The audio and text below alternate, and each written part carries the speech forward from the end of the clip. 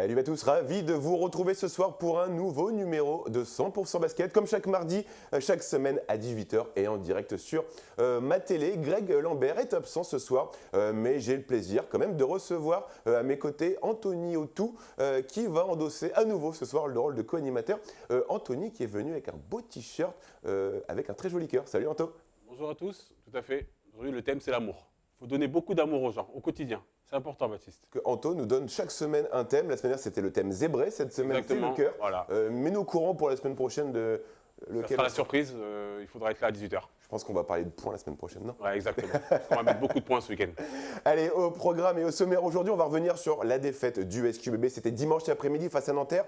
Un SQBB qui était peu inspirant et peu inspiré et a concédé un revers qui lui fait perdre une place au classement avant un mois d'avril relativement chargé. On va découvrir le résumé de ce match, des extraits de la conf de presse et on analysera également quelques séquences de jeu. En seconde partie, on va parler Pro B sur ce plateau et plus précisément de Denain Voltaire. On aura la chance d'accueillir Mehdi Chala, le directeur général, ainsi que Neftali Difudi, qu'on connaît très bien au SQBB, un peu l'energizer de cette équipe. Mais tout de suite, on va parler de Betclic Elite et du SQBB qui s'est encore une fois sabordé dimanche après-midi, encore une fois aussi à cause d'un deuxième quart-temps où il a totalement craqué. Anthony, dimanche après-midi, on a très vite vu que le SQBB n'était pas en capacité à rivaliser avec cette équipe de Nanterre, pourtant diminuée. Oui, après, Baptiste, on sait très bien comment c'est. On a souvent joué des équipes diminuées et on a souvent perdu. De mémoire, Chalon est arrivé sans Lionel Goudou, défaite. Leaders Cup contre Le Mans, il manquait Noah Panda, Thomas, défaite. Nous, en début de saison, quand on bat Monaco, il nous manquait Dominique Olesniak aussi et on a gagné. Et là, Nanterre, oui, est arrivé sans Caver et sans Milan Barbiche, c'est deux meneurs. Et on a perdu. Et souvent, en tête, on dit, ouais, il manque des joueurs, mais ça permet aussi aux autres de se galvaniser. Et c'est ce qu'a réussi Nanterre. Nanterre a fait un bon match de basket. Et surtout, ils en mettent beaucoup plus d'envie. Et on sait que souvent, au basket et dans tous les sports, hein, ça commence par là, mettre un peu plus d'envie que l'adversaire. Et c'est ce qu'a fait Nanterre dimanche. Le manque d'envie, on va en parler dans quelques instants, mais il y avait tous les ingrédients. Le Palais des Sports n'attendait qu'une chose, c'est de rentrer en éruption. Le volcan était prêt, la salle a poussé les joueurs. Malheureusement, sur le terrain, il a manqué de niaque, d'envie, de hargne. Enfin, on peut mettre beaucoup d'adjectifs, je pense. Oui, on peut mettre tous les adjectifs qu'on veut. Et exactement, comme tu dis, ça faisait plus d'un mois qu'ils n'avaient pas joué au Palais des Sports. Tout le monde s'attendait à avoir une équipe avec beaucoup d'envie. Le coup revancharde aussi d'avoir perdu à Strasbourg 15 jours avant, et c'est tout le contraire qui s'est passé. C'est une équipe qui a été amorphe dès le début de la rencontre. Ils ont eu du mal à dicter leur tempo, du mal à stopper. Du coup, peu de jeu, voire pas de contre-attaque. Et un jeu un peu trop basé sur le tir extérieur. Beaucoup de tirs à 3 points, notamment en première mi-temps, qui ne trouvent pas la mire. Et du coup, Nanterre a pris confiance. Nanterre a bien défendu. Et tu te fais attraper parce que en face, il y a de très bons joueurs de basket. Hein. On va en parler, mais avant, on va découvrir un résumé de cette rencontre où, avant le coup d'envoi, on le répète, le SQBB avait l'opportunité de réintégrer le top 6 de la Betclic avec la défaite sur le quasi-buzzer à Dijon. Malheureusement, ça n'a pas eu lieu. On regarde le résumé en images et on en reparle après. Plus d'un mois après, le Saint-Quentin Basketball retrouvait son Palais des Sports dimanche après-midi avec la réception de Nanterre 92. Alors que le SQBB avait l'opportunité d'intégrer le top 6 de Betclic Elite, les Saint-Quentinois ont raté le coche, et ça, dès l'entame de match. La belle passe, bien joué Désiré Rodriguez, le triple. Bien joué ça, bien joué, le jeu à 2, la compte. Pourtant, dans le deuxième quart-temps, le SQBB réussit à creuser un écart, plus 7 au tableau d'affichage, 29-22. Et comme plusieurs fois cette saison, les locaux vont se voir infliger un 8-0. Les coéquipiers de Nolan Traoré n'auront pas inscrit le moindre point dans les 5 dernières minutes du second quart-temps, 29-34 à la mi-temps. Après la pause, une réaction était attendue, mais c'est l'inverse qui va se produire. Nanterre va encore creuser l'écart. Du Solier pour aller trouver Benjamin Saint, le ballon qui bouge, Paul Lacombe qui se lève, et la filoche de Paul Lacombe. Les joueurs axonais continuent d'être maladroits, 8 sur 28 à 3 points, le SQBB compte 17 points de retard dans le troisième quart-temps, 43-60. Malgré une petite réaction au début du dernier acte, la messe était dite, Saint-Quentin s'incline en toute logique, 67-76. Avec cette défaite, le Saint-Quentin Basketball retombe à la 8e place. Il faudra absolument s'imposer face à Dijon, un match crucial pour la fin de la saison. Ils peuvent savourer le Nanterrien parce que Coman a quand même eu l'impression que sur la globalité de la rencontre, Nanterre mérite sa victoire. Une toute petite faute de syntaxe s'est glissée dans le titre, c'était « et retombe » et pas « t retombe ». Petite erreur que je corrige et c'est ma faute. Anthony, comment on peut expliquer que le SQBB est entre guillemets capable de rééditer sa contre-performance qu'on avait connue en Alsace à Strasbourg il y a quelques semaines de cela maintenant? Avec les mêmes mots qu'on avait utilisés après le match de Strasbourg, c'est-à-dire que c'est une équipe, je le répète, qui se nourrit de sa défense pour bien jouer. Et encore une fois, ils ont été, je le répète, trop amorphes défensivement. Ils ont laissé Nanterre dicter le tempo tout au long de la rencontre. Et derrière, dès que c'est un peu dur, chacun joue, entre parenthèses, pour sa peau. Et on rentre dans des actions trop individualistes. J'ai une image là, que j'ai vue, Noah Kirkwood qui peut mettre la balle à l'intérieur pour amener du jeu sans ballon, pour amener du mouvement. Et non, il bombarde à 3 points. Du coup, c'est ballon, tir raté. Nanterre pour le rebond. Et Nanterre, du coup, peut attaquer soit sur un jeu rapide, soit sur un jeu placé. Et du coup, c'était ça toute la rencontre. C'est Nanterre vraiment qui a dicté ce tempo-là. Et c'est trop dur de gagner, en fait. Mais on a remarqué quand même, surtout dans le même quart-temps, Saint-Quentin est capable à un moment d'exister, de sortir la tête de l'eau, mais tout de suite, elle replonge. Et pourquoi ils sortent de l'eau? Parce qu'ils ont haussé le tempo défensif. On voit, interception de Robinson, Dunk, 29-22, si je ne me trompe pas. C'est ça, dans le deuxième. Passe à plus 7, et derrière, tu es en 15-0. Donc c'est temps mort de Nanterre. Et derrière, ils ne marquent plus pendant 5 minutes dans le second quart-temps. Et tu reviens au retour des vestiaires, boum, tu reprends un panier. Donc du coup, voilà, ils ont joué peut-être 3 minutes, leur vrai basket. Et pendant ces 3 minutes-là, ils passent à plus 7. C'est juste dommage de ne pas avoir pu le faire 10, 15, 20, 40 minutes. Ouais, de ne pas rester appuyé sur l'accélérateur. On va partir en salle de conférence de presse tout de suite, retrouver Julien May, forcément qui avait pas forcément le sourire après cette défaite et qui d'ailleurs ne mâche pas ses mots envers ses joueurs. On écoute, c'était du côté de la conf de presse. Plus d'un mois après, le Saint-Quentin Basketball retrouvait son palais des sports dimanche après-midi avec la réception. Quand l'équipe joue si mal, c'est la responsabilité du coach. Il va falloir que je trouve des solutions pour amener mes joueurs à jouer un autre basket, parce que le basket qu'on propose en ce moment, il est vraiment très très désagréable sur beaucoup d'aspects. Donc ce soir, compte tenu du niveau qu'on a proposé à la fois sur l'envie, l'engagement, qui est la première chose qu'il faut avoir, et après sur le niveau basket, l'adversaire nous était bien supérieur ce soir, donc la défaite est logique. La dernière prestation à domicile était déjà absolument désastreuse. On revient un mois plus tard, il y a quand même une envie. La salle est chaude d'entrée de jeu, et on se trompe complètement de copie.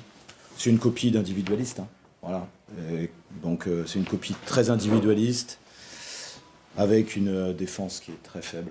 Donc j'ai pas très envie qu'on joue au basket comme ça, donc on va travailler pour essayer d'améliorer ça, parce que on peut continuer d'avoir envie de jouer chacun pour sa gueule en attaque, mais on voit le résultat. Donc offensivement, pareil. Voilà. Donc il y a énormément de travail. Donc dès demain matin, on va travailler, parce qu'on a de nouveau un match à domicile la semaine prochaine, et si on veut pas continuer dans cette lignée-là, parce que je pense qu'au final, personne ne prend beaucoup de plaisir comme ça. Donc voilà, on va travailler. Ouais, Anto, des mots très très durs que Julien a eu en conférence de presse juste après le match, des prestations qu'il qualifie d'individualistes. C'est dur à dire, mais c'est quand même plus ou moins ce qui s'est passé. C'est totalement vrai. Toutes les victoires qu'ils ont eues dernièrement, notamment celle à Paris, c'est parce que l'équipe avait fait bouger la balle. Et on a trouvé de l'alternance. Là, je vous lance au défi de me dire combien de ballons ont été scorés à l'intérieur. C'est-à-dire combien de ballons Dominique Alginac a eu soit du post-up, beaucoup, je pense, soit sur une pénétration, un mouvement du ballon, et on le cherche dessous. Le problème, c'est que c'est compliqué. Et la seule action où il y a une circulation de la balle, l'arbitre siffle 3 secondes parce que… c'est arrivé 2 fois. Deux fois, parce que en fait, l'intérieur, il va directement au rebond, vu qu'il sait qu'il ne va pas avoir la balle. Et c'est ça, en fait. C'est qu'aujourd'hui, la balle ne bouge plus.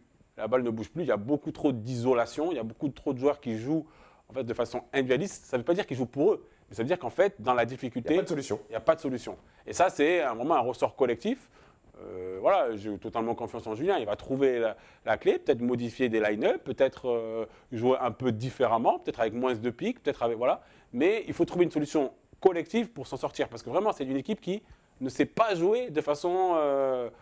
Monaco, par exemple, voilà. Elle ne sait pas jouer, parce qu'elle n'a pas les joueurs pour, tout simplement. Mais dans le deuxième quart-temps, je l'ai dit tout à l'heure, mais sous l'impulsion notamment de Jérôme Robinson, on est capable de creuser un écart. Certes, il était de 7 points, mais à chaque fois, juste derrière, on prend la foudre. Et moi, j'arrive pas à comprendre ce qui se passe. Tu nous l'expliques, mais il y a quand même un sentiment de frustration derrière, Oui. parce qu'on est capable de le faire, mais En fait, déjà, moi, je pense que dans cette équipe, c'est une équipe de talent. Voilà, c'est une équipe qui est beaucoup plus talentueuse que celle qui était l'année dernière. Mais il y a peut-être moins de guerriers.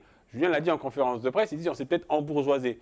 Je pense que c'est le cas en fait. C'est des joueurs qui ont du talent offensif, c'est des joueurs qui veulent se montrer pour maintenant, pour après. Et du coup, quand on veut se montrer, on se montre souvent en attaque en fait. C'est une des stats qui compte. Et du coup, on oublie que défendre te permet de bien attaquer. on a envie de gribouiller les stats en fin de saison comme ça. Oui, parce que la fin de saison approche, il y a certains joueurs qui sont sans contrat l'année prochaine, qui veulent se montrer. Attention, je ne dis pas que c'est le cas à Saint-Quentin, mais que des fois, inconsciemment, dans la difficulté, on se retourne vers soi-même et on a du mal à être, on va dire, collectif.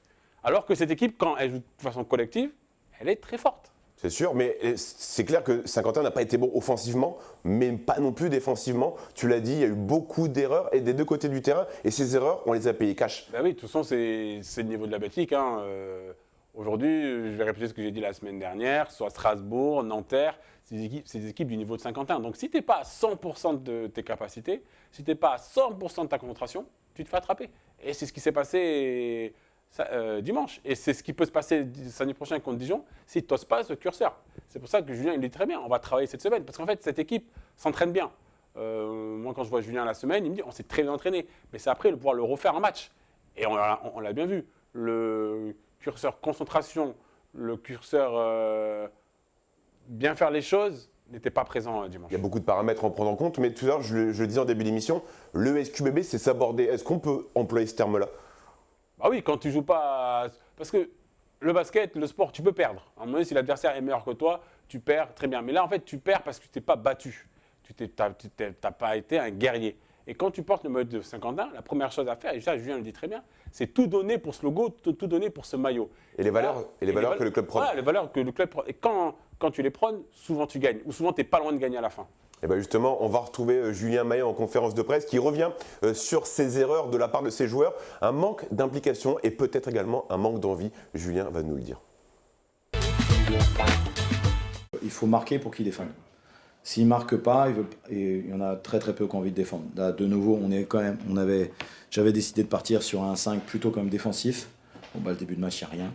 Et c'est le point commun de beaucoup de nos défaites à domicile, c'est que d'entrée de jeu, l'adversaire, même diminué ce soir, sans Caver, sans Barbic, ils ont simplement beaucoup plus envie que nous quand même.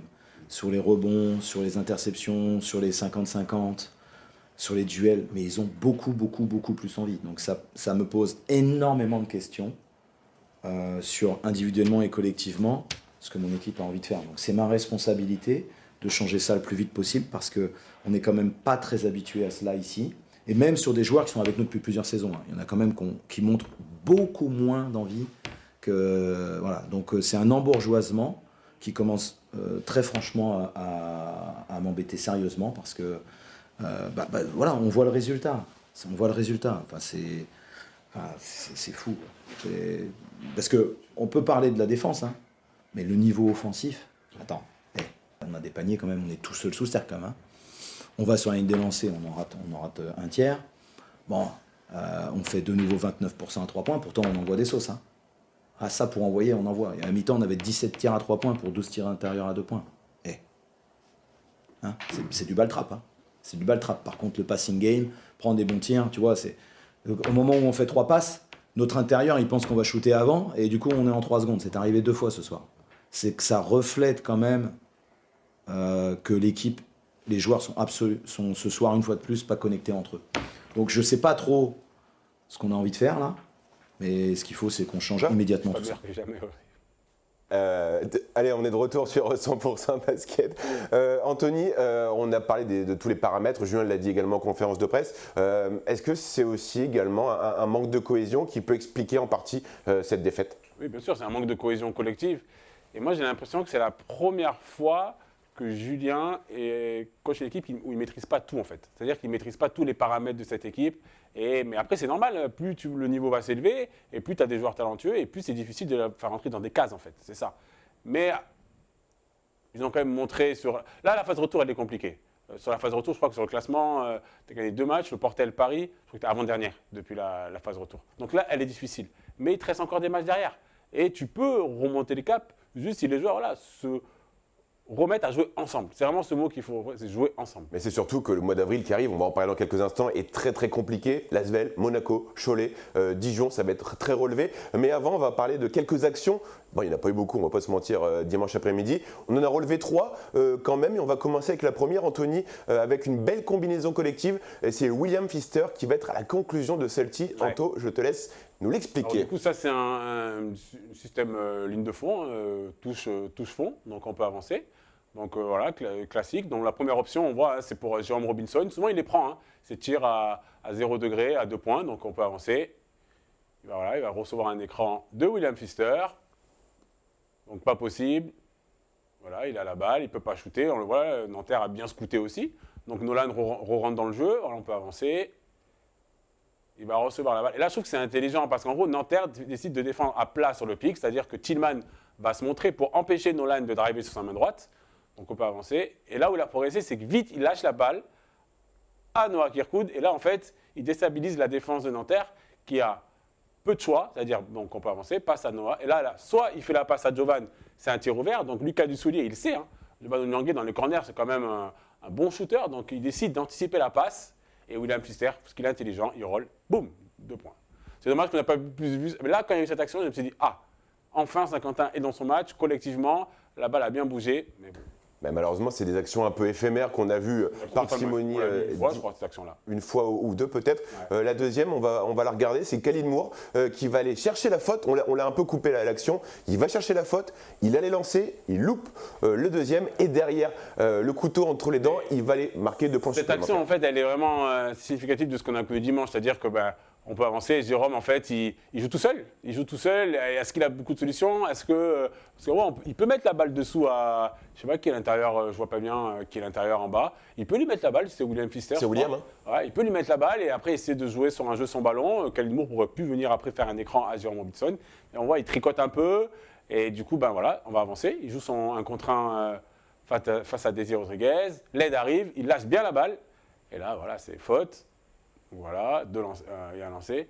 Et là, ce qui est intéressant, c'est vraiment la bataille de William Pfister. Il est important pour ça. On peut lui reprocher plein de choses, mais ça, quand même, il prend bien sa position. Il passe devant le défenseur, parce que là, il attaque. C'est ce qu'on disait la semaine dernière quand on parlait des postes. Il prend le rebond, il pousse la balle, Khalid reprend. Donc ça, c'est bien parce qu'au moins, ils se sont battus. Si on ne veut pas leur enlever que dans un quart temps, ils se sont battus. Donc on peut avancer. Voilà. Et là, pareil, William revient au rebond et il met une petite claquette. Voilà, ça, c'est des actions qui peuvent enflammer une rencontre, mais derrière, il faut enchaîner les stops et marquer. Et je sais pas ce qu'ils n'ont pas réussi à le faire, malheureusement. Ouais, malheureusement. On va regarder la troisième. Une belle pression défensive qu'on n'a pas beaucoup vue également dimanche, avec une presse tout-terrain. Et c'est Jérôme qui va aller chipper ce ballon pour aller dire bonjour à on va dire à la vie à la mort. Là, tu n'as plus rien à perdre. Il reste 3 minutes. Tu es à moins 11. Tu as aussi un goal average à penser. Donc voilà, c'est une très grosse pression de Jovan sur William Howard qui remonte la balle. Voilà, et on le voit, il lâche, et boum, il lâche très. C'est vraiment bien après, parce qu'il lâche son attaquant pour venir trapper. On appelle ça dans les zones mortes. C'est hyper difficile parce qu'il y a la ligne de touche aussi à côté. Donc voilà, il perd la balle et Jérôme, interception, 2 points, peut avancer. Voilà, Jérôme qui va mettre un énorme dunk. Mais c'est pareil, ça c'est exactement qui enflamme le volcan. Mais... parce que là, à ce moment-là, Saint-Quentin revient sous la barre psychologique des 10, donc ça peut faire la différence à un moment. Ils ont un stop derrière, ils ont un tir à 3 points, ils ne le mettent pas. Voilà, c'est un peu l'histoire sans fin, le film qui se répète. On va oublier cette prestation, Anthony, et on va parler du prochain adversaire du SQBB, puisque c'est déjà samedi, c'est Dijon, qui s'est imposé face au MSB sur le fil. C'est un client, d'autant plus qu'ils sont juste derrière Saint-Quentin au classement. Dijon, c'est une équipe qui a fait un début de saison assez moyen, on va dire. Saint-Quentin était parti s'imposer là-bas en jouant un très beau basket d'ailleurs. Et depuis, ils essaient de rattraper leur début de saison un peu difficile. Ils font des belles perfs. Ils ont battu Paris. Ils n'ont pas vu Villeurbanne, pardon. Et ils viennent de battre Le Mans. Donc non, c'est une équipe avec de talent. On voit à l'écran là, Camardine, Axel Julien, c'est des gars qui peuvent prendre feu, pardon. Et il faut leur mettre une grosse pression défensive d'entrée. Pour avoir regardé un petit peu ce match Dijon-Le Mans, Dijon, c'est une équipe qui joue très très vite la contre-attaque. Exactement, c'est une équipe c'est pas une équipe qui défend beaucoup. Voilà. Mais ça va très vite. Mais ça va très vite. C'est-à-dire que si tu perds des ballons, boum, ils jouent, ils ont un jeu de transition hyper efficace. Et pour battre l'équipe du Mans en ce moment, Il faut se lever tôt. il faut y aller. Il faut y aller et ils ont réussi en étant très physiques. Et du coup, on s'attend à ça va être un gros combat. Mais ces équipes de ton championnat, maintenant, tu es dans le top 8. Si tu veux y rester, il faut battre Dijon parce que Dijon, ils n'ont qu'une victoire derrière toi. S'ils te battent, ils reviennent à égalité. Et s'ils te battent de plus de 6 points, ils reprennent le goal average. Saint-Quentin, Dijon, c'est deux équipes qui aiment courir. C'est un point important, c'est une clé un peu de ce match-là. Hein. Ah non, c'est sûr. De toute façon, c'est souvent la clé du basket. Hein. Prendre des rebonds, bien défendre, courir et mettre des paniers. Voilà. Les deux équipes aiment ça. Maintenant, ça va être celle qui le fera le mieux. Olson étant blessé, c'est une bonne nouvelle parce que c'est quand même même s'il est un peu sur la fin, mais c'est quand même. Il y a encore des coups de sang. Hein.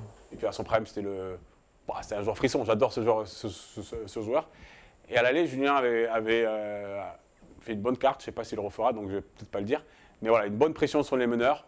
On sait que Saint-Quentin aime bien faire ça. Et ça sera la clé de la rencontre. On parlait du classement il y a quelques instants. Le SQBB, avec cette défaite face à Nanterre, retrouve la 8e place. Justement, on regarde le classement et on voit que c'est très, très, très serré entre, on va dire, la 5e et la 10e place. Hein. Bon, Bourg a quand même 4 victoires d'avance sur Saint-Quentin, plus le goal average, donc on peut dire qu'on ne les rattrapera pas. Le Mans est à une victoire de nous. On doit encore les recevoir début mai. Donc, Le Mans, ils sont à 12 victoires. 12 victoires, ouais. Nous, on a 11, donc c'est pas trop loin. Maintenant, c'est Nancy. Nancy, en ce moment, qui est en pleine forme. Et beaucoup d'équipes, beaucoup de coachs disent il faudrait éviter de jouer Nancy en play-in parce que c'est une équipe où c'est un peu la pièce en l'air. Tu ne sais jamais sur quoi tu vas tomber. Et quand tu les joues en pleine forme, c'est compliqué. Derrière, Dijon, comme je dis, si Dijon gagne, ils reviennent à égalité. Et Chalon-sur-Saône, à qui on n'a pas le goal average, n'est pas loin non plus. Donc non, il faut recommencer à gagner tout simplement. C'est ça. Et on rappelle, le mois d'avril est très compliqué pour le SQBB. Après cette réception de Dijon, ça va être Lasvel, ça va être Monaco, ça va être Cholet à la maison. On joue le premier, le troisième et le quatrième. Ouais. On a réussi à battre Paris, donc pourquoi pas. Maintenant, c'est le problème, c'est que tu vas jouer. Même avec la petite forme actuelle des SQBB, c'est un peu compliqué. C'est dans 2 semaines, hein. On ne sait pas. Ça va aller vite. Il y a 2 semaines, ils battaient Paris. Dans 2 semaines, peut-être qu'ils seront capables d'aller battre Lasvel ou Monaco. Monaco, on a bien vu. Hein. Un Monaco concerné avec Daniel Theis, c'est impossible. Mais un Monaco, en même temps, il y aura le tournoi de tennis à Monte-Carlo. Peut-être qu'ils seront allés voir la demi-finale ou le quart de finale la veille. Et peut-être que certains joueurs seront pas trop concentrés. Peut-être que là, ça pourra permettre à Saint-Quentin de faire une belle perf. Mais cette équipe, aujourd'hui, j'ai l'impression que l'adversaire numéro 1 de Saint-Quentin, c'est Saint-Quentin. Voilà. C'est-à-dire que s'ils ne sont pas capables d'être à 100% de leur capacité, je répète, tu peux battre très peu d'équipes en Belgique. Par contre, si tu élèves ton niveau de jeu défensif et qu'offensivement, tu bouges la balle, tu mets des tirs, là, c'est pas la même musique. Eh ben, on verra ça samedi soir. C'est à 20h30, c'est au Palais des Sports Pirates de Saint-Quentin. On rappelle, à l'heure actuelle, le SQB est toujours qualifiable pour les play-in. Et justement, Anthony, on va s'arrêter 2 secondes avant de clôturer cette première partie. À l'issue de la saison régulière, les équipes classées entre la 7e et la 10e place vont participer à un play-in. Et on a un visuel pour vous expliquer un petit peu cette nouvelle formule. Donc on le voit bien, donc les 6 premiers seront déjà en quart de finale. Donc on va parler comme si le classement s'arrêtait aujourd'hui. Donc en étant 8e, tu dois aller faire un match à Nancy. Si tu gagnes, facile. Hein. Pas facile. Si tu gagnes, tu vas en play-off, tu affronteras du coup le deuxième. Par contre, si tu perds, tu as encore une 2e chance d'affronter le vainqueur du 9e contre le 10e. Et là, tu finiras 8e, donc tu affronteras le premier. Donc dans tous les cas, cette situation, qu'on soit 7 ou 8, elle est un peu inconfortable. L'objectif, c'est d'aller chercher justement cette 6e place, qui serait, on jouerait le 3e Paris. Bon. Et ce week-end est une journée importante parce que tu vas jouer Dijon, qui est un concurrent pour toi pour les play-in. Et surtout, en même temps, il y a un Cholet-Le Mans. Ou un Le Mans-Cholet, je ne sais plus dans quel où c'est. Cholet-Le Mans, il me semble. Voilà. Et du coup, Le Mans peut être encore tombé contre Cholet. Et si tu gagnes, tu repasserais dans Le Mans. Et dans 2 semaines, tu le reçois. Donc il ne faut pas non plus crier polémique et rentrer dans une peur parce que tu as perdu 2 matchs. Je répète, c'est normal, la Belgique League, c'est tellement dur. Et à part les 3 premiers, plus Bourg et Cholet cette année, tout le monde peut battre tout le monde. Parce que là, on va se le dire, hein, les gens se posaient encore un peu la question, le SQB est, alors pas mathématiquement, mais est maintenu.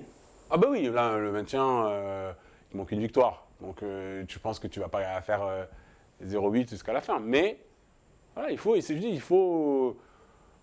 rester derrière cette équipe. Et... Il ne faut pas calculer, je pense. Mais non, il ne faut pas calculer. Et je pense qu'aujourd'hui, voilà, certains joueurs regardent le classement, peut-être le staff regarde le classement, mais c'est vraiment se reconcentrer sur soi-même. C'est le plus important dans ces moments-là. Perdre, tout le monde perd. Je répète, c'est une Betclic Elite où c'est à 16 équipes. Hein. C'est hyper dense. Nanterre, il y a 3 semaines, on disait wow, Nanterre va peut-être faire le play-in. Aujourd'hui, ils sont à une victoire de le play-down, pardon. Ils sont à une victoire de jouer le play-in. Gravelines, il y a. C'est quand même un classement assez homogène. Hein. Bien sûr, de toute façon, je dis, tout le monde peut battre tout le monde. Une équipe qui dit aujourd'hui, on joue le titre hors Paris, Lasvel et Monaco, c'est un peu prétentieux. Même Bourg ne peut pas dire on joue le titre. Donc c'est hyper compliqué en fait. Et en tout cas, on a hâte de suivre cette fin de saison régulière de Betclic Elite. Juste avant de tourner une page de pub, Anthony, c'est l'heure du pronostic.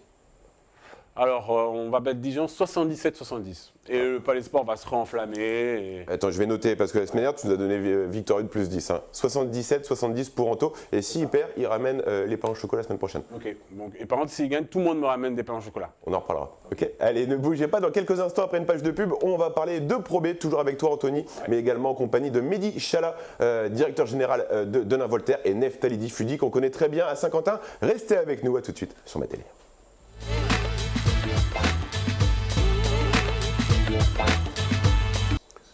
Elle est de retour dans 100% basket et tout de suite on va parler de la Pro B avec nos invités qu'on va découvrir dans quelques instants. On lance de suite la rubrique Pro B. Et pour en parler, je le disais il y a quelques instants, on a la chance de recevoir sur ce magnifique plateau Mehdi Chala, directeur général de Denain Voltaire. Salut Mehdi, et sur le gong.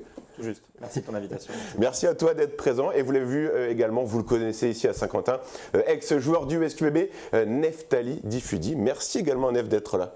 Merci de ton invitation, ça fait plaisir. Avec plaisir, on va parler forcément de Pro B. Et avant de parler du championnat de Pro B, on va parler de Mehdi parce qu'on ne te connaît pas forcément ici à Saint-Quentin, même si on te voit très souvent soir de match. Et qu'est-ce que sont véritablement tes missions auprès de Denain Voltaire? Dis-nous tout, ça nous intéresse. Oui, c'est assez large parce que je suis directeur général du club, donc dans l'ensemble, dans l'entièreté du club, sur toutes ses missions. J'ai en charge évidemment la mission administrative de gestion des contrats, de gestion du club dans son quotidien, de ses fournisseurs. Puis la gestion économique du club, ce qui est un volet quand même assez important, gérer la masse salariale, gérer le budget à l'année, aller chercher les partenaires et puis la relation évidemment avec toute l'équipe professionnelle puisque je suis manager général de l'équipe et donc leurs déplacements, leur arrivée, leurs installations évidemment avec tout le staff qui est autour puisque ça ne dépend pas essentiellement de moi mais mon boulot c'est de manager un peu tout cela. Je crois que j'ai été court mais... Court mais concis. Et on sait que tu travailles beaucoup main dans la main avec également le président. Vous faites un vrai binôme à la tête de ce club depuis quelques années maintenant. Oui, moi c'est ma 4e année au club. J'ai fait une première année comme j'étais plutôt bénévole et puis la LNB, comme tu le sais, a ensuite exigé que les directeurs généraux de club soient des directeurs salariés. Et puis un président bénévole qui est évidemment le premier responsable, j'allais dire, de l'équilibre économique du club. Et puis moi, je fais les missions que me confie uniquement le conseil d'administration et son président. C'est quand même une mission avec beaucoup de pression au quotidien. J'irai aussi les aléas. Une journée type, il n'y en a pas. C'est pour ça qu'il faut mieux ne pas jouer le maintien ou en tout cas le jouer le plus tôt possible. Anthony, peut-être une question. Oui, non, juste, moi je connais un peu le club de Denain. Me dit, tu es un jeune GM, c'est rare dans ce milieu-là où c'est souvent soit des anciens coachs, soit des anciens pros. Non, ma question, elle est un peu le deux. Comment cette saison, par rapport à l'an dernier, on sent quand même qu'il y a c'est une bonne saison de votre part, dans un championnat qui est vraiment difficile, où tout le monde peut battre tout le monde, à part Foss, Évreux et peut-être Chartres qui sont un peu en dessous.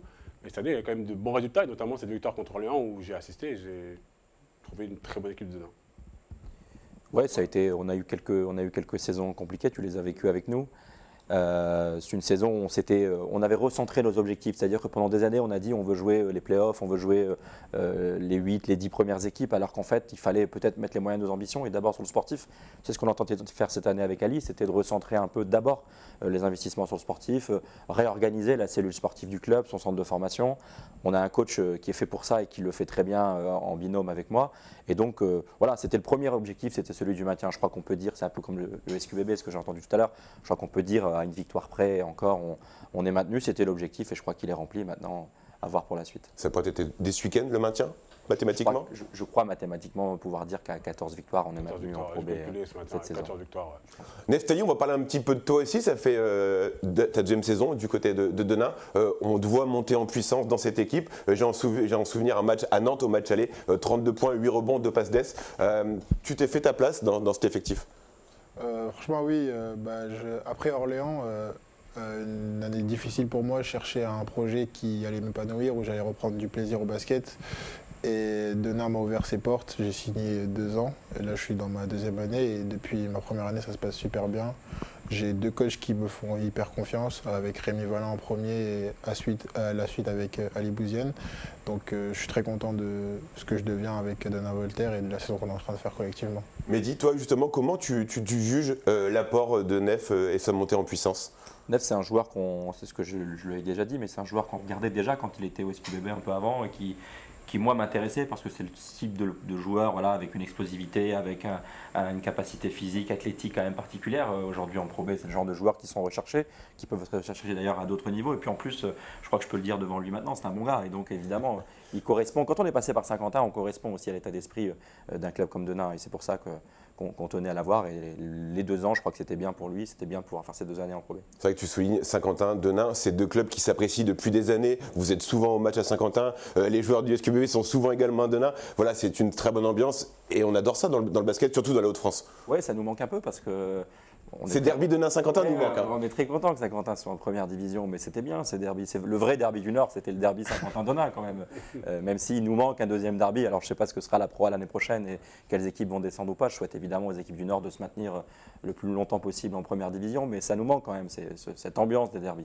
Alors Denain peut monter en Belgique. Oui, ou alors c'est nous qui Voilà. pas tout de suite. Ça sera un peu compliqué cette saison, tu l'as dit très justement. Voilà, il faut vraiment se structurer pour aller voir un peu de l'avant dans les saisons à venir, mais c'est un projet pour lequel vous ne fermez pas les portes. Oui, étape par étape. Moi, quand j'arrive au club il y a 4 ans, c'est un club dans lequel un gros travail financier et économique avait été fait, mais il fallait restructurer, il fallait professionnaliser ce club. Je crois qu'on a prouvé qu'on était capable, qu'on avait professionnalisé. On a une communication, on a fait du marketing, on a ramené des nouveaux partenaires, on a une salle qui est mieux remplie qu'avant, qui est plus belle qu'avant. On a d'ailleurs un projet d'arena, on pourra peut-être en parler. Et puis ensuite, il manquait le sportif. Je crois que c'est ce qu'on est en train de faire. Donc petit à petit, d'abord devenir un club de Pro B moyen, un club qui peut se maintenir facilement, qui peut aller jouer, aller tutoyer les grosses écuries de Pro B. Je crois que c'est ce qu'on est en train de faire cette année. Et puis à échéance plus ou moins 3-4 ans, on verra ce qu'on est capable de faire plutôt dans les vraies équipes de Pro B de haut tableau. Neftali, c'est un petit peu, je te reprends juste après Anto. Neftali, c'est un petit peu aussi ce qui t'a dit dans le projet quand Denain est venu vers toi après Orléans, le fait de professionnaliser le club, c'est quelque chose qui t'a plu et qui t'a donné envie de venir? Oui, c'est sûr, surtout que Denain, c'est un club qui accueille beaucoup les jeunes. On voit qu'il y a beaucoup de jeunes dans l'équipe professionnelle de Denain et moi j'avais envie de m'épanouir. Et le projet qu'ils m'ont servi sur le plateau était intéressant, donc c'est avec plaisir que j'ai accepté ça. Anthony, excuse-moi, je te rends la En parole. fait, Denain, c'est vraiment un club qui ressemble un peu à Saint-Quentin, dans le sens où déjà vous allez là-bas, vous passez un bon moment. Je confirme. Victoire, défaite, les gens chantent, les gens sont. Il y a une ferveur et ils sont passionnés, des fois un peu trop peut-être, comme à Saint-Quentin, mais c'est ce qui fait grandir des clubs en fait. Moi je viens de Pau où on a une grande salle mais on a très peu de ferveur. Et vraiment dans le Nord, Saint-Quentin, Denain, allez, le Portel, le reste, même Gravelines, c'est pas. Bon, le Sportica a brûlé, mais voilà, c'est pas ce que je. Là, il y a vraiment une vraie âme dans ce club. Et si Saint-Quentin a réussi à monter en Belgique, pourquoi pas donner un jour. Et puis après, pour revenir à Nef, moi en fait, c'est quelqu'un que je connais depuis longtemps, parce je viens de Pau, il a joué à Boulazac, donc c'est pas très loin. Donc j'ai vu évoluer en jeune à Boulazac. Et puis c'est aussi, comme l'a très bien dit Mehdi, c'est un très bon gamin, très bon maintenant adulte. Et surtout les enfants, moi j'ai un petit garçon à la maison qui est fan de lui. Alors, il y a Mike James, il y a TJ Shorts et il y a Nef Saïdi Fouli dans chaque discussion. Non, mais c'est vrai. C'est flatteur quand même. Et je pense que c'est important en fait que quand tu es gamin, tu vas dans une salle, tu veux t'imprégner de. Tu ne seras peut-être pas le prochain Nef Saïdi Fouli, mais tu t'intègres, tu veux t'imprégner de ce gamin-là. Et aujourd'hui en Pro B, on le voit, hein, c'est l'un des meilleurs à son poste, français et étranger. Et c'est quand même une division qui est très très très difficile. Et tu parlais de son match à Nantes, mais il y a d'autres matchs où il a été, par exemple, à Poitiers en plus en difficulté. Ou même à Chartres il y a quelques semaines, et il a réussi en deuxième mi-temps à remonter. Et c'est ça aussi, par rapport à l'évolution qu'il y a eu l'année dernière, être un vrai leader en fait. Est-ce que ton passage à Saint-Quentin t'a permis d'être un peu un tremplin pour la suite de ta carrière, même si la période d'Orléans était un peu compliquée, tu t'es relancé à Denain? Oui, c'est sûr que quand je suis arrivé à Saint-Quentin, pour moi, le basket, c'était de l'amusement. Je venais jouer au basket, quoi. Donc, je ne voyais pas le sérieux, mais j'ai eu un coach comme Julien Mahé qui m'a très vite recadré. Il m'a mis il m'a bien rangé dans mon cadre. Et ça fait que maintenant, je suis devenu un vrai joueur de Pro B et j'espère aller au plus haut niveau. D'ailleurs, en play-off, l'année où il est avec Saint-Quentin, c'est le meilleur joueur des play-offs. C'est vrai, avec ces fameux maillots verts, tu te souviens? C'est vrai, je me souviens. En plus, t'es rangé au placard, je pense qu'on les reverra plus. Mehdi, tu parlais il y a quelques instants du projet d'Arena. C'est un projet qui va bientôt arriver dans les années à venir. C'est dans la lignée du projet que Denain-Voltaire a. Oui, je crois qu'on a un gros problème dans ce pays avec les infrastructures sportives. On n'est pas les seuls. Je crois que Saint-Quentin a sans doute le même problème, mais pas seulement. On a pendant trop longtemps vu le sport comme étant uniquement le sport académique, le sport du lycée. Et donc, on fait des complexes que tout le monde utilise en même temps. Et ce n'est pas adapté au sport de haut niveau. Et moi, je le vois de plus en plus à Denain. 2500 places, la capacité d'accueillir 300 partenaires, 300 VIP. C'est plus assez aujourd'hui, on est au maximum. Et donc, si on veut développer, si on veut avoir un nouveau modèle économique, et on parlait tout à l'heure éventuellement d'une montée sportive un jour, il faut modifier le modèle économique dans une division qui coûte de plus en plus cher. Et donc la solution de l'Arena, c'est la solution qui a été priorisée par les collectivités. Et moi, je les en remercie parce que j'espère pouvoir dire qu'en 2028, saison 2028, on entrera dans une nouvelle salle si les délais sont tenus. Et c'est vrai qu'on parle beaucoup du côté sportif, l'Arena, les supporters, mais tu le soulignes à très juste titre, les partenaires, ils sont primordiaux dans la vie économique d'un club. Et aujourd'hui, tu te dois de recevoir des sponsors dans un truc qui a, je vais le dire entre guillemets, qui a de la gueule. Oui, et puis le sport a changé, le basket en général a changé. Aujourd'hui, on est beaucoup plus dans du sport business. Les collectivités ont de moins en moins de sous. On sait que les budgets vont être de plus en plus serrés et donc il faut nous développer différemment. Et donc si je ne peux pas vendre plus de places, plus de tickets billetterie, si je ne peux pas accueillir plus de partenaires, moi je ne vois pas bien comment un modèle économique sérieux peut continuer à exister dans un territoire en plus comme le Donésie, qui n'est pas Lille, qui n'est pas Paris, qui n'est pas Lyon. Donc oui, il faut faire les choses différemment et je crois que la solution de l'Arena, c'est ce qui nous permettra de modifier notre modèle économique. Anthony, c'est vrai que on a le problème partout. Un problème partout, là c'est Mehdi qui en parle, mais si on invite Laurent Prache, il dira exactement la même chose. Non, mais de toute façon, on le voit. Quand a fait, moi j'étais là à la Leaders Cup, la salle elle est magnifique. C'est la Chartres également. C'est la Chartres aussi, Poitiers, Saint-Chamond, pareil. Et on le voit, c'est des équipes qui ont augmenté leur budget. Aujourd'hui, c'est compliqué à Denain de rajouter plus de partenaires. Parce qu'ils vont s'asseoir où? Sur les genoux des gens qui sont déjà assis. Ou alors c'est Mehdi qui va pousser les murs de Jean de Gros, mais ça va être compliqué. Et la aussi, salle, ça. elle est déjà pleine. 2300, on ne se rend pas compte, mais c'est personne en fait, c'est rien. Et donc du coup, si tu veux augmenter ton budget, ça passe pas par augmenter Les gens pensent qu'on peut augmenter un budget en augmentant les prestations, c'est-à-dire en augmentant le prix des places. Bah non, il faut augmenter ta capacité pour les gens qui mettent beaucoup d'argent. Voilà, tout simplement. Neftali, un projet d'Arena à Denain, bon je sais pas si tu y seras encore dans quelques années, mais c'est quelque chose qui est motivant en tant que joueur de dire on va avoir une Arena juste pour nous, des vestiaires, c'est sûr, surtout pour la ville de Denain, tout ce qu'ils ont vécu, et une Arena à Denain, ça serait incroyable. Je pense qu'on ne s'en rend pas compte, une Arena à Denain, comment ça pourrait être incroyable. Ouais. Quoi que tu l'as connue, celle à Orléans, toi, la Comet Arena. J'ai connu la Comet à la fin, j'ai joué 10 matchs à la Comet Arena avec les playoffs. Et puis on le voit dans le classement de la Pro B, Boulazac a le Palio, c'est une belle salle, ils sont premiers. Orléans, ils sont dans les deux premiers. Enfin, c'est Aix-Maurienne. Aix-Maurienne, ouais. Voilà, c'est Aix-Maurienne, mais bon, Aix-Maurienne, c'est un peu comme Cholet en Pro A, c'est-à-dire que. Mais Cholet, c'est fini, il passe à une Arena aussi, donc. Quelque part, dans le basket, dans quelques années, si on n'a pas la salle qui va avec, on aura du mal à exister. Oui, le modèle, de toute façon, c'est le modèle américain. Ouais, vous allez voir un match de basket aux États-Unis. Spectacle. Ouais. Aujourd'hui, il faut attirer un autre public, c'est-à-dire on ne peut pas rester limité, comme il y a quelques années, uniquement aux fans du basket, aux fans du club. Aujourd'hui, il faut attirer les familles, il faut attirer les femmes, il faut attirer les enfants. Et donc, il faut pouvoir faire du spectacle, mais pour pouvoir le faire, il faut des enceintes nouvelle génération, et il y en a de moins en moins dans le pays. On va reparler un petit peu du sportif. Vous êtes actuellement 13e au classement. C'était quoi les objectifs en début de saison que tu avais fixés avec le staff sportif? C'est ce que je disais tout à l'heure, on voulait se stabiliser. Et donc, c'était après les 2-3 saisons difficiles, c'était de dire on a une sérénité sportive qui nous permet de pouvoir jouer une saison tranquillement et de reposer des bases sportives. Je crois que l'enjeu, c'était le maintien. C'est ce qu'on avait dit aux joueurs, on n'a pas menti, on avait dit on veut se maintenir rapidement, le plus tôt possible. Honnêtement, je ne pensais pas que ça se ferait aussi vite parce qu'on est dans une division qui est très très dense, qui est très très difficile. Et on voit bien qu'on tutoie entre la 8e, la 13e place depuis un petit moment. Tout ça sans réel poste 5 depuis un moment. Je pense que si on avait eu un vrai poste 5, peut-être que ça aurait été différent.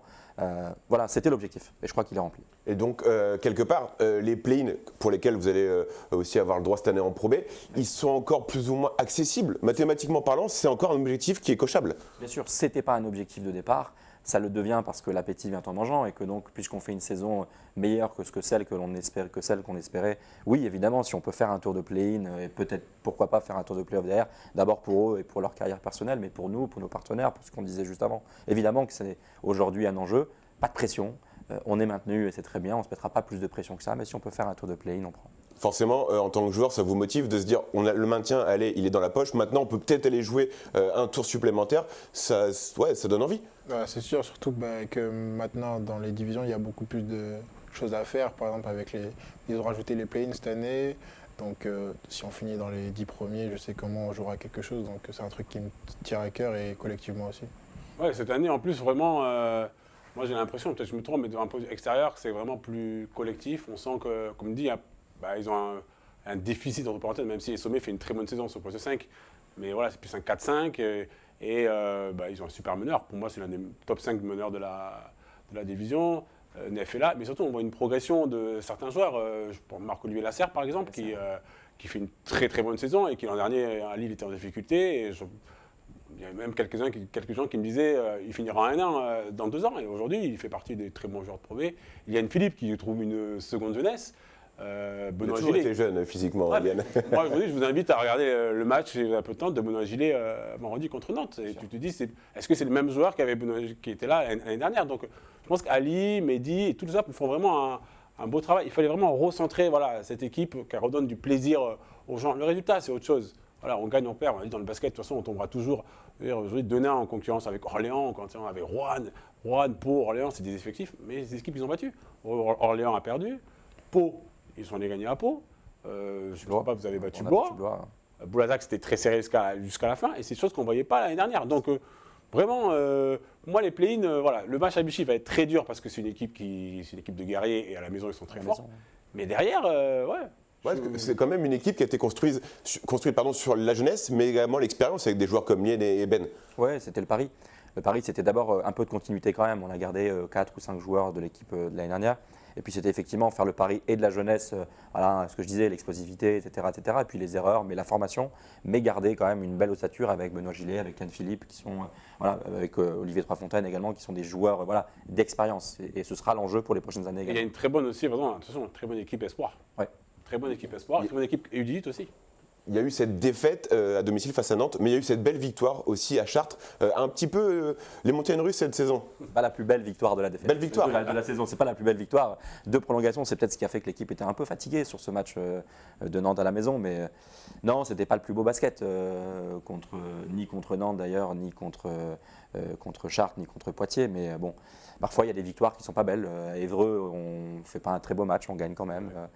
Il y a des victoires aussi qui sont des victoires de cœur, des victoires d'équipe, des victoires du collectif. Et tout ne dépend pas uniquement que du basket. Donc là, on le disait, c'est Vichy la semaine prochaine. Après, c'est Toulon. Vichy, ça va être compliqué. C'est dommage qui peuvent vous faire signer le maintien. On joue tous les matchs. Et on va évidemment à Vichy pour faire un coup, pour gagner. Ils sont invaincus, je crois, cette année dans leur salle. Bon, l'objectif, les séries doivent s'arrêter et j'espère que ça commencera vous. Et du coup, on arrive déjà à la fin de cette saison. Forcément, on va aller jusqu'au le plus loin possible pour vous. En tant que GM et en tant que DG, on est déjà un peu focus sur la saison prochaine? Ouais, je vais pas révéler des secrets, mais oui, le mercato va très vite cette année par rapport à d'habitude. Alors en Pro B, je crois beaucoup plus qu'en Pro A. On a déjà signé des joueurs pour l'année prochaine. On est déjà en train de regarder, en tous les cas, les joueurs qui nous intéressent, commencer à discuter. Et puis, on regarde aussi les joueurs de l'équipe actuelle pour voir avec lesquels on peut continuer de travailler l'année prochaine. Je crois que c'est l'enjeu. Du coup, Neftali, on peut. Non, je t'en prie. Hein. Non, je lui souhaite. Honnêtement, aujourd'hui, on le dit. Aujourd'hui, je pense que. Il a roulé sa bosse en Pro B, comme on dit. C'était déjà même le cas un peu l'année dernière, mais il a fait un bon choix de rester. Et là, s'il veut que j'habite à Valenciennes, s'il veut que je le dépose tous les matins à Saint-Quentin, je fais la route, il n'y a pas de problème. Passé. On en reparlera bien évidemment, mais on prépare cette saison sportivement, mais aussi sur les à côté. Ouais, ouais, il faut un budget pour l'année prochaine. Moi, j'ai déjà un coach qui me demande quelle va être ma masse salariale de l'année prochaine. Est-ce qu'elle va augmenter? Est-ce que ça va être la même? Oui, on a validé les maillots la semaine dernière, par exemple. Oui, ça avance. Est-ce que le fait d'être passé chez Nike, par exemple, en termes de marketing, est-ce que ça a augmenté un peu le.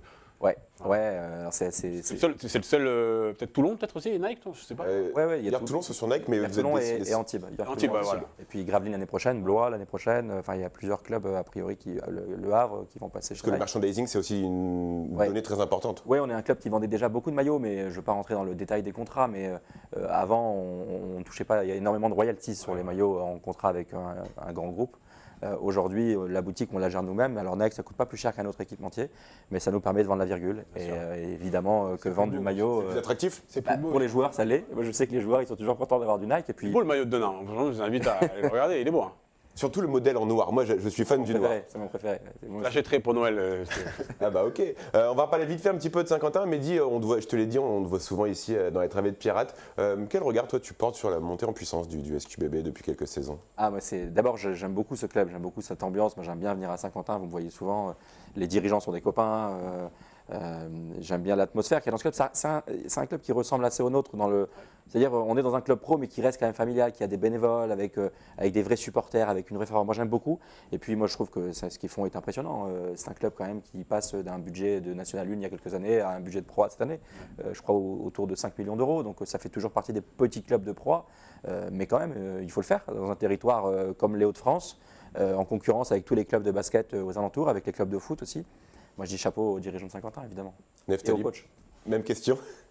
Moi, j'ai joué à Saint-Quentin et franchement, je suis très content de ce que Saint-Quentin est devenu. Qu'un club comme ça qui a commencé, c'était dur en N1, qui ont failli descendre, qui sont remontés en Pro B, que maintenant ils jouent la Coupe d'Europe, c'est énorme et je suis très content de Saint-Quentin et qui sait où ils peuvent aller plus tard. Non, moi je suis aussi content pour. Non, je suis aussi content pour Saint-Quentin. Content aussi que Denain se restructure parce que c'est un club historique. Hein. Là aujourd'hui c'est Neftali qui est sur le banc, sur le terrain, mais avant il y a eu du Terry Tarpé, du William Howard, qui était très bon d'ailleurs dimanche, du Ouattara, du Cordinier. Voilà, c'est un club du bout de scellé qu'on a vu cette année aussi. Donc c'est un club qui compte dans la Pro B. C'est pas facile de venir y gagner. Et voilà, je suis content qu'il continue un peu à grimper parce que y a des bons jeunes qui passent et que pour la concurrence, on va dire, des Hauts-de-France, c'est bien qu'il y ait un club. Lille a disparu, c'est bien que Denain s'impose dans ce championnat. On arrive presque à la fin de cette deuxième partie. Mais Neftali, j'ai quelqu'un qui m'a contacté cet après-midi qui avait envie de te poser une question.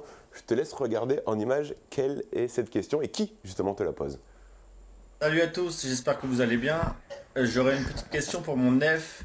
Est-ce que tu pourrais me dire qui prend le plus de pain au chocolat et de croissants dans le vestiaire, s'il te plaît? Nous, on veut tout savoir. On a un jeu avant les matchs, du coup les shootings du matin, on fait un jeu du milieu de terrain. Et du coup, le dernier qui met le shoot du milieu de terrain paye le petit-déj le jeudi matin à l'équipe. Et on en a certains dans l'équipe qui, normalement, c'est un pain au chocolat et un croissant, et il y en a qui dépassent un peu les limites. C'est sympa ce genre de jeu, ça permet aussi une bonne cohésion dans l'équipe. Le GM, il joue aussi ou pas? Non, j'ai promis, c'est Ben d'ailleurs qui me demande toujours quand est-ce que je joue, j'ai promis de jouer à la fin si on est en play-in. Parce que nous, on a le GM de Saint-Quentin qui participe à chaque fois. On a envie d'avoir une vidéo de Mehdi en train de participer. C'est Nef qui l'enverra. Je compte sur toi pour filmer. C'est Nef qui l'enverra. Paris aussi, ils participent tous par contre. Paris, il y a les CM, les GM, eux, ils shootent. C'est long après par contre. Ouais, c'est très long. Ça peut être très long Ça peut parfois. être très long. Parce que c'est vrai que tu es un GM, mais qui fait quasi tous les déplacements avec l'équipe. C'est important ça aussi? Ouais, moi j'avais fait le choix en arrivant au club de faire tous les déplacements pour sentir un peu le truc, parce que je devais apprendre. Moi je viens pas du milieu du basket, je viens du milieu du sport business, mais pas du milieu du basket, et donc je voulais comprendre un peu comment fonctionnait. Et puis je m'y suis pris et j'aime beaucoup faire les déplacements, j'en rate quelques-uns. Et puis avec Ali, on a une forme de rigueur aussi dans l'organisation, et on s'était mis d'accord dès le début de la saison sur qui fait les déplacements, comment, il faut que ce soit toujours pareil, que ça ne change pas, qu'on essaie de garder une cohérence. Et puisque j'ai fait le premier, il n'y a pas de raison que je ne fasse pas le deuxième et le troisième, parce que sinon on pourrait faire croire à l'équipe qu'il y a des matchs moins importants que les autres, etc. Enfin ça c'est de la tambouille interne, mais je crois que c'est très important. C'est vrai que ces déplacements, c'est un long travail très millimétré parce qu'il ne faut pas se planter sur les trains, les avions, les hôtels. C'est une grosse tâche quand même.